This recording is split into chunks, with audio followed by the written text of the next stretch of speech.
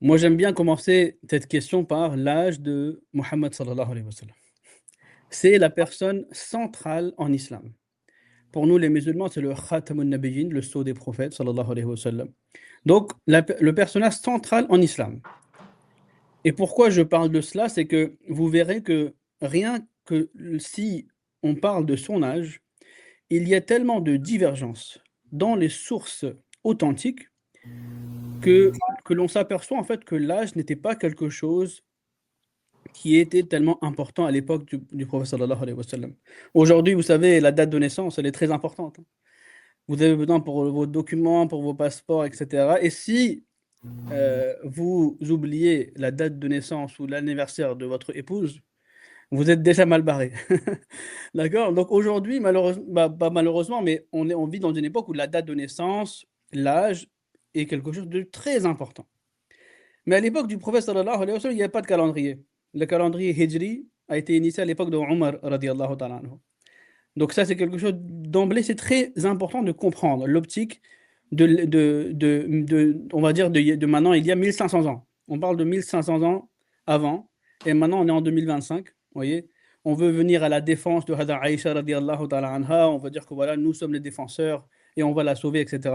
Mais j'aimerais dire une chose, et on va parler, Inch'Allah, que Aïcha radiallahu ta'ala anha n'avait pas besoin de défense. Elle se défendait elle-même. Et elle était indépendante et elle se défendait très très bien.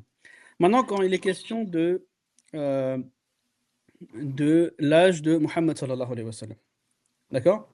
Donc, vous avez maintenant Bukhari 3536 qui dit que le prophète sallallahu alayhi wa sallam est décédé à l'âge de 63 ans.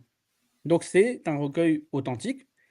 On dit souvent en arabe Asahul Kitab ba'da kitabillah, que le livre le plus authentique après le Coran.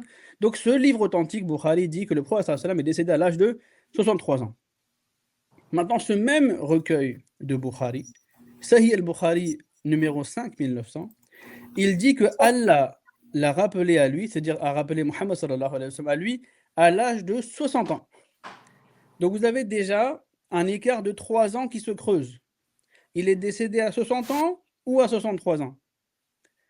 Mais dans le Sahih Muslim, recueil authentique, 2353c, le messager d'Allah sallallahu alayhi wa sallam est décédé à l'âge de 65 ans. Donc vous avez maintenant 5 ans d'écart. 60 ou 65. Vous voyez?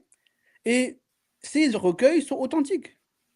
On peut dire que c'est dans Bukhari, c'est dans Sahih Muslim. Et comment c'est possible que dans un même recueil, il y a donc cette différence? Donc dans le Bukhari, il y a déjà une contradiction. 60 ou 63. C'est là en fait que vous remarquez que l'âge, en fait, même par les savants, n'était pas quelque chose qui était considéré très important.